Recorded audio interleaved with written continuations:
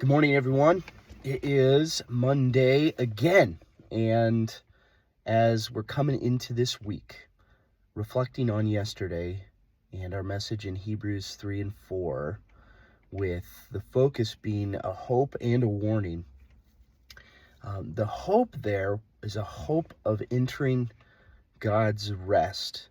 And the example from yesterday was the nation of Israel, who saw everything that God did and got right up to the promised land, and then they refused to obey the Lord and go in with confidence and believing that God would indeed do what he'd promised to do.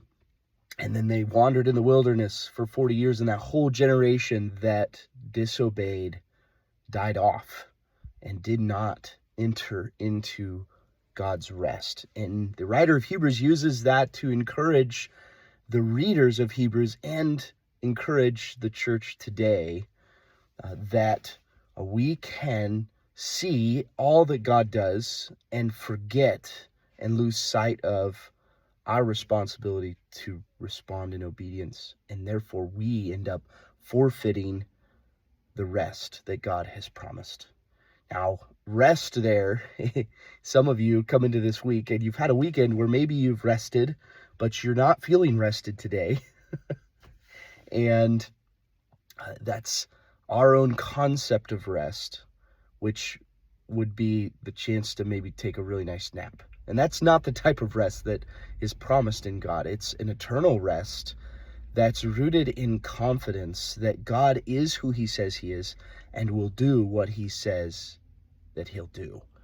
And that brings about a rest in the sense of, I know regardless of what I'm going to face, that his promises are sure and nothing can hinder his promises from being fulfilled.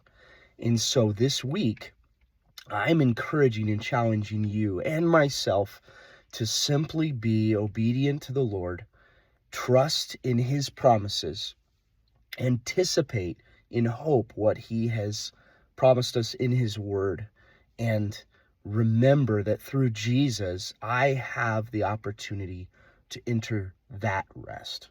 Not some facade of earthly rest, but an eternal rest that is guaranteed through the sacrifice of Christ.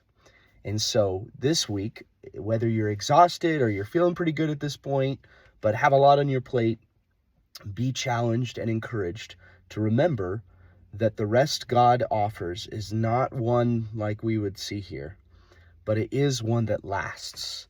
And how much better to pursue the rest that lasts than the one that is just temporary.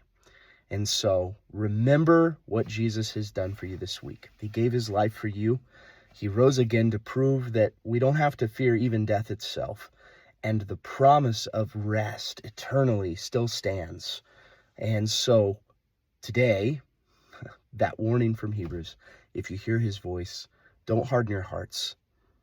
Because in hardening our hearts, in falling into the deceitfulness of sin, we reject the rest that God has offered to us in Christ. So be encouraged this week that you can enter that rest. But the only way is through Jesus. So look to him this week. Be obedient. Follow after him. Trust him. His purposes will prevail regardless of what we face in our world, in our culture, in our community, in our home, in our individual lives. He is sovereign over it all. Have a great week, everyone.